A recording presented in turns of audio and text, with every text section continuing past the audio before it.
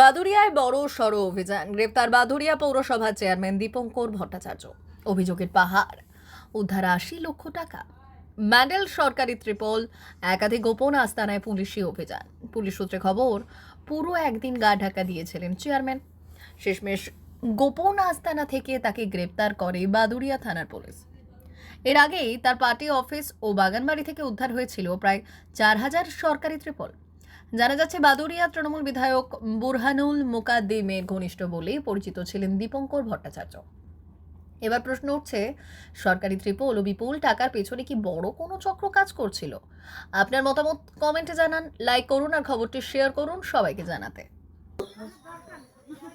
আমাদের CPIM party Baduria ৩ নম্বর area কমিটির সম্পাদকের পক্ষ থেকে পৌরসভার ১২ নম্বর ওয়ার্ডের ১ নম্বর কলোনির এই বিল্ডিংটাতে এবং আরও কতগুলো জায়গায় অবৈধ জিনিসপত্র আছে এরকম একটা অভিযোগ আমাদের পার্টির পক্ষ থেকে করা হয়।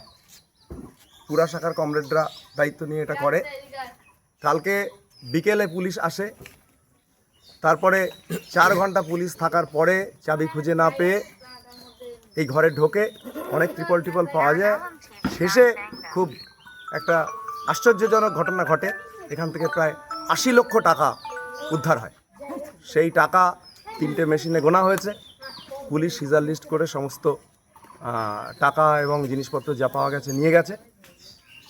এখন এই যে দুর্নীতি, তৃণমূলের আমলে আবাস যোজনা থেকে শুরু করে ইত্যাদি বহু দুর্নীতি, এই দুর্নীতি যারা করেছে সেই দুর্নীতির টাকা এইখানে স্টোর করা হয়েছে। এটা একটা হিমশৈলের চূড়া মাত্র। ৮০ লক্ষ টাকাটা হিমশৈলের চূড়া মাত্র, এরকম কোটি কোটি টাকা এদের আছে।